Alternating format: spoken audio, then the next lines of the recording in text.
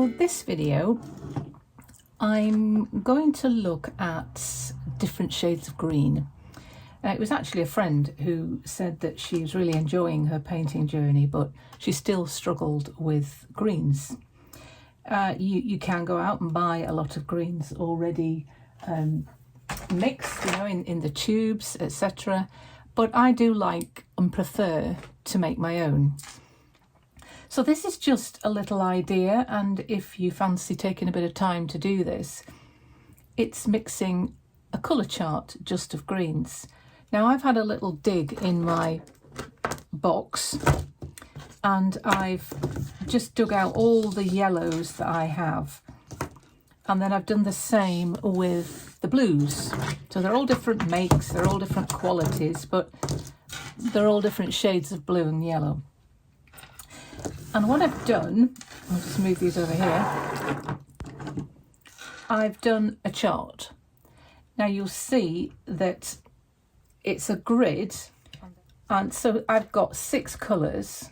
So you do a grid that is 7 by 7 because this top corner stays blank. And then you just label across the top all the different yellows you have, and then down the side all the different blues that you have. And let's just see what happens. So I've put here lemon yellow, which actually is a Winsor & Newton. I've put a bit of that in there, and then I've got cerulean blue here, which is a nice bright blue. Where is that gone? I think I've just gone and thrown it back in my box. It's here. It's like a nice sky blue. And I'm just going to mix. So I've got a little bit of the yellow here. You will have to keep washing your palette out considerably. And what you're trying to do is a 50-50 mix, which is quite tricky. So that's lemon yellow with cerulean blue. And it's quite therapeutic actually to do this. And I'm going to mix lemon yellow and cerulean blue here. Okay. Now I've sort of romped ahead a little bit because what I should have done, I'll do it as I'm going along, is to paint the pure colour along the top and down the side. So I will do that in a minute. Now you'll also notice that I'm leaving a tiny little white line. It's good brush control, and it means that I can put another wet little square of colour here without them running into one another. So what I didn't do, let's do that now, is I'm just going to get some cerulean blue on its own. And in this box here, I'm just going to paint the pure colour. Okay. So I tend to just do a little outline and then fill it in. Let's get a bit more of that. So that's cerulean blue. And then I mixed it with lemon yellow. So, make sure your brush is nice and clean, and then just do a pure square of that colour here.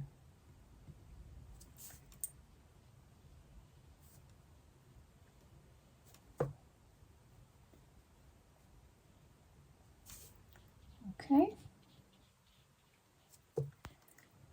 So that means I've mixed cerulean and lemon yellow together, which creates this, as you can see, quite a nice lime green, rather beautiful.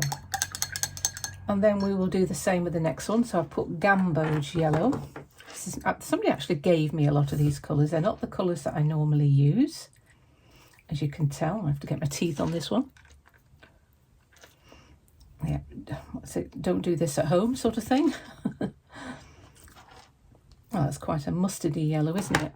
So what I will do, I'll do it right this time. I will just paint a square of gamboge there, the top. Now I've used quite a big piece of paper because if I get some more yellows or more blues, I can add to this grid. So don't feel that you have to fill a piece of paper. It can be an ongoing thing. But I'm not going to do this cobalt blue, because what I'm essentially doing, let me just get a piece of paper here to show you what I mean. Let's get an envelope here. I'm going to be mixing cerulean with all of these. So cerulean with lemon, cerulean with gamboge, cerulean with Turner's yellow. So I'm just looking at the cerulean blue with all the yellows at the moment, so I don't need to paint any more down here. But what I do need to do is to mix cerulean blue with gamboge. So let's put some of that in there. And I have no idea what colour this will make. Let's just have a see. That's quite a nice grass green, isn't it? Let's just do that.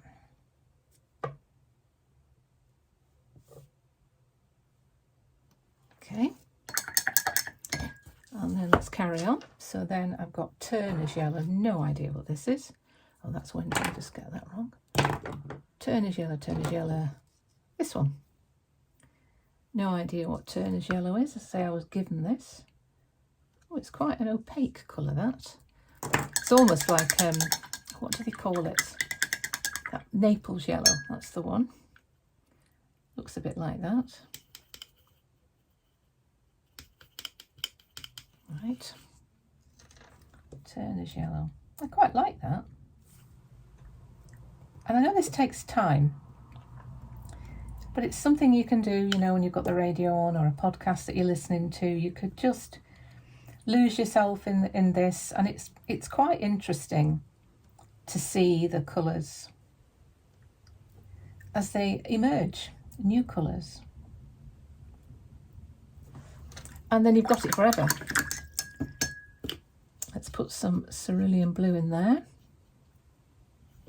Oh, now you see that makes a really weird, I said it was quite an opaque looking paint. By opaque, I mean it almost looks like it's got white in it. Looks almost pastel.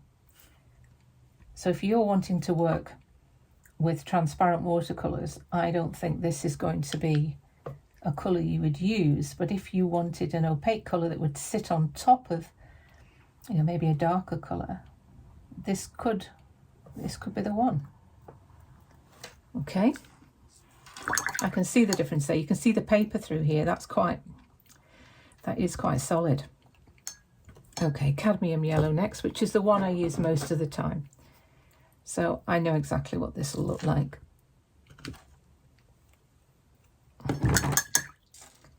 So I'm just going to do this, and then I'm going to go and wash my palette to do the next colour.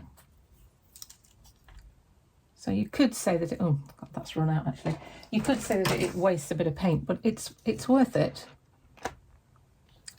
because then you will know exactly what your paints do. Right, let's get some cerulean in there. I'm just going to put a bit more in actually, because this is the one that I use for grass green. Oh, I've forgotten to put the colour in again. I'll do that in a minute. The main colour.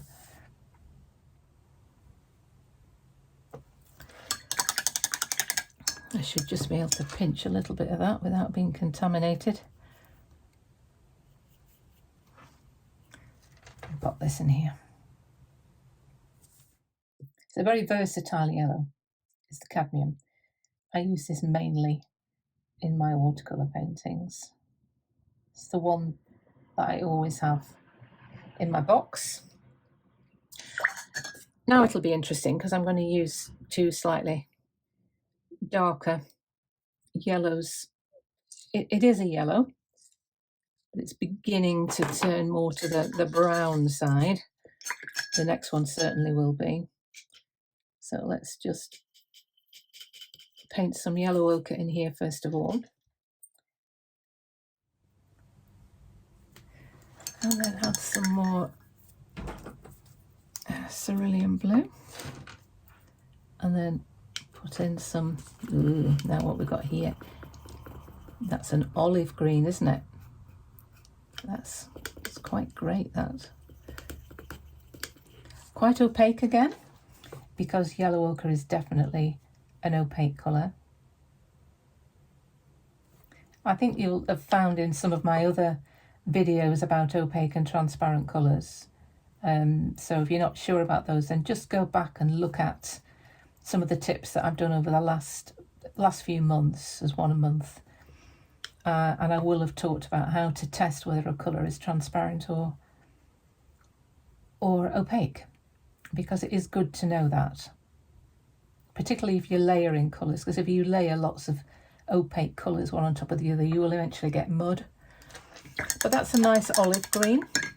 And then the last one is raw sienna, which is a similar colour actually. Probably won't be a big difference between the two. It's just slightly more brown, but still classed as a yellow. Oh, it's actually, you can see I don't use this very often. It's going a little bit hard. Right, let's paint that up here. But the beauty of this one is that this is transparent, whereas the yellow ochre is opaque. So that's why some confusion can be made if you're not familiar with, you know, what the paints are and how they're made, etc., and how they react.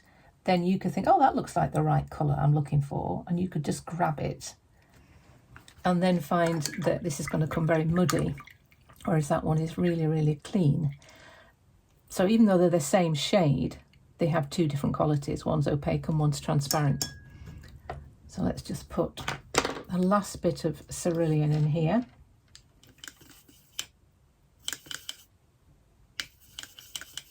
Yeah, it is actually different. So you'd think it would make the same green as the yellow ochre, but it actually doesn't.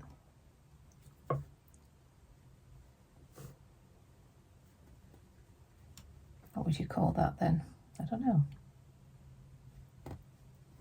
So that's just 6 new colours using cerulean. So I'm going to go and wash everything up again, and then we will start doing exactly the same thing with cobalt blue. Okay? Okay, same again, cobalt blue. Let's just put that in the middle. I need quite a bit of that. And then we start again. So we get the lemon yellow. I'll try not to squeeze as much this time because we don't need a lot. First of all, I will just paint a pure square of cobalt. Cobalt can be a little bit opaque as well. Just a touch. I would say it's semi-opaque. It's a nice sort of royal blue. It's very similar to ultramarine, but they do ultramarine is completely transparent, so it's a bit like these two. Just be careful. Yeah, so let's put some blue into the lemon yellow. Did I use the right one then? Yes, I did. Give that a little bit of a mix. There you go.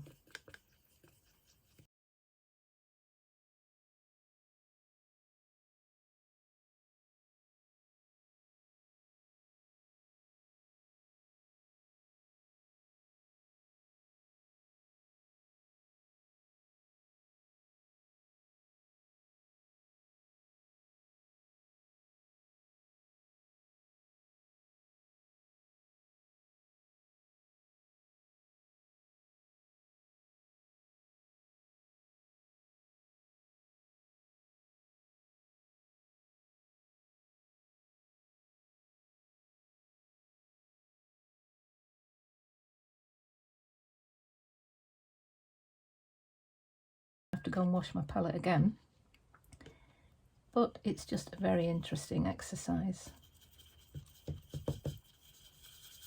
I think I need a bit more. Well, I'm not sure that was 50-50 mix there. It looks very blue. Oh, that's like a very khaki, I don't know. It's like a grey green, isn't it? In fact, that is really quite nice. That could, well, that actually makes sense because, as I'm always telling people, that any combination of blue and a brown will give you a neutral, which will be a grey or a brown. And this is veering towards that. It's like a grey green because this is going towards the brown side of the yellow. So that looks pretty good. Right, we'll now do phthalo blue, another one I don't use very often. It's quite a strong blue, this one. And off we go again with the frilly sleeves. Right, lemon yellow, little blob. Oh, I've forgotten to do that blue again. I'll do that in a sec. So it's phthalo blue and lemon.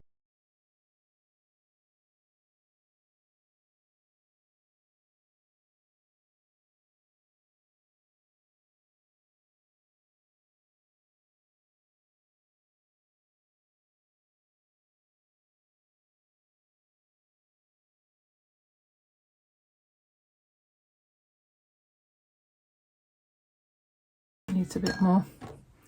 It's quite a weak pigment, raw sienna. In other words, you need quite a lot of it. It's like cerulean blue, you need a lot of that as well. Some colours seem to be far stronger than others, and this is quite weak.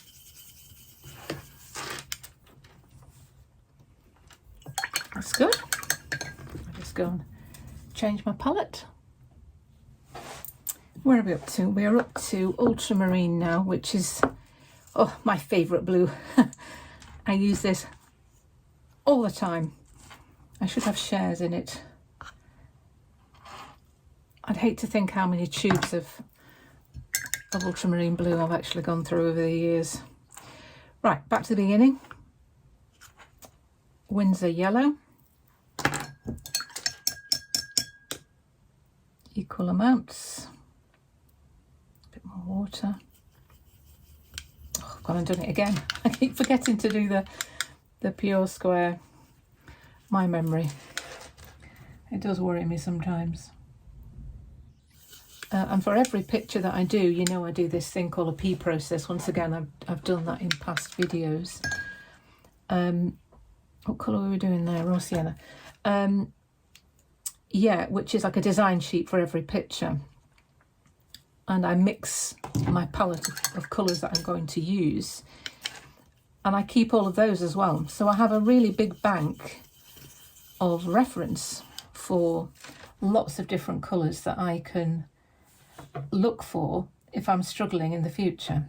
You know, I think, you know, how can I get that? And then I'll just look through some of the past paintings I've done. I think, that's perfect for what I want.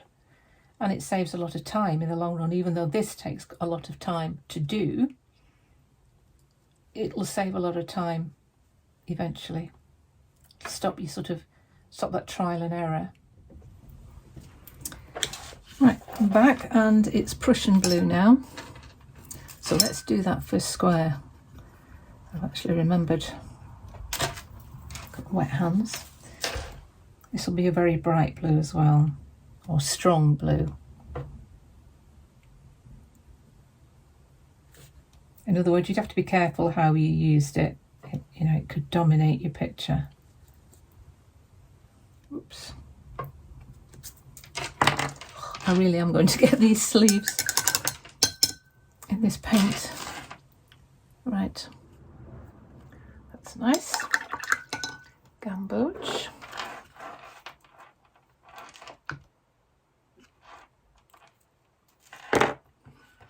That's a real buttercup yellow, isn't it, this one? It's not one I use very often.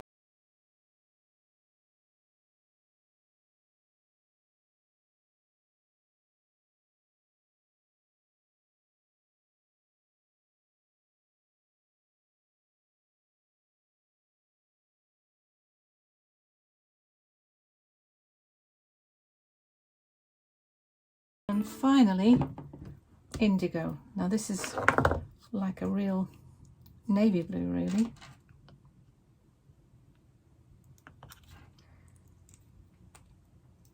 It's a nice blue, indigo.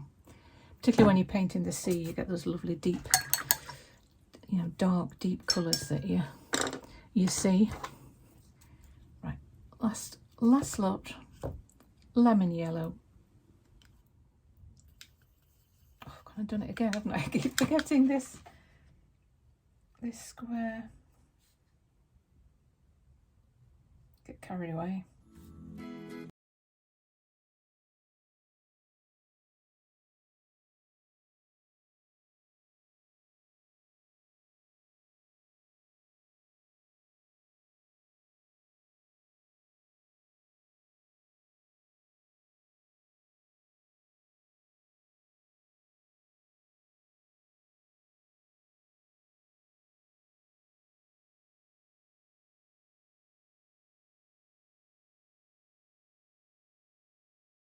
I thought that I talked about it earlier, and I thought I would just actually do it to show you, because I just found a permanent marker. Now obviously I'm not going to do it with all the colours because I've washed half of them down the sink now, but this last lot, which is this last row here, I've still got. So that's perhaps not long enough. I'm just going to show you how to find out whether a colour is opaque or transparent, just in case you haven't seen my previous videos. I'll just make it a little bit longer. And then, let's just check it's okay. Yeah. Then I'm just going to paint a stripe of each of these colours. Oh, I'm just trying to remember which is which now. Yeah, it started there. So this was the one with the lemon yellow here.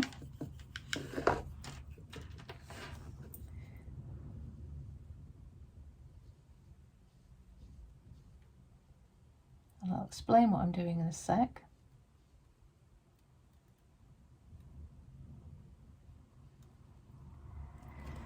Now, to find out whether it's opaque, semi-opaque, transparent, you look at what's happening over the line here. And if you can't see anything, then it's transparent.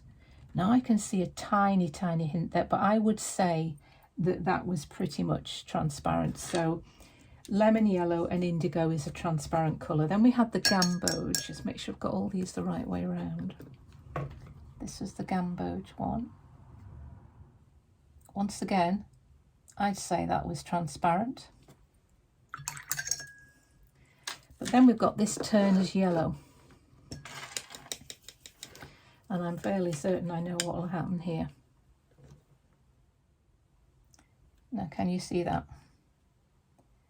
You can see the green over that black line quite clearly. So that's definitely an opaque colour, which is what I said earlier about this turner's yellow. And I think we'll find the same with the yellow ochre, but let's just do the cadmium yellow next. I think this will be pretty much transparent. So this was the cadmium yellow and indigo. Might be semi-opaque, this one.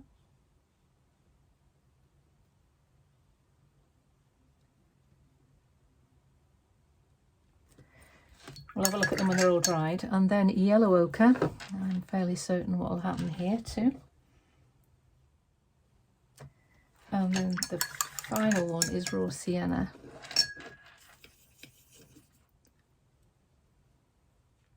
What you can see is that the two that jump out at you are these two here. They're not quite dried, but you can see that that is an opaque colour because you can see it crossing the black. That you can see a hint, that you can see nothing. I'm just going to wait for these two to dry, because as I was saying earlier, you might think, oh, that's the right shade for what I want. But actually that's the same shade, isn't it? But the difference between the two is that one is very opaque and one isn't opaque at all. So that's why you need to know your colours and how they're made up, because it makes a big difference to your painting at the end. So if you look at the chart now, quite interesting. These are clearly opaque, I can see that. But what I've learnt for myself today is how lovely raw sienna is, and I don't use it enough. But there's some beautiful greens and greys there, transparent, which is what I always love, and granulating as well, which gives you this little pattern. Some of these are just not granulating at all. You can see the ones that do, and you can see the ones that aren't granulating. So it's interesting from that, looking at transparency, opacity, whether they granulate, and the different shades that you get. So you've got, you're very much lime green here, down to your real sagey, almost dirty greens here. But you do see all of them in nature. But that's a really good way of learning about greens. And then if you want to do a painting, you just get a picture and you can look at it and you can compare it to the photograph and think, oh, actually, that's the green I want. And then when you know that that's the green you want, you know it's phthalo blue and Gamboge yellow. So I hope that's helped. If you have any requests of anything else that you would like me to cover, because I do one a month, then, I'm happy to try out anything. And if I don't know a particular thing, then I'll make it my job to find out. And we can, go on the learning journey together. And of course, if you fancy doing one of my online courses, I have a couple. There will be a link in the description.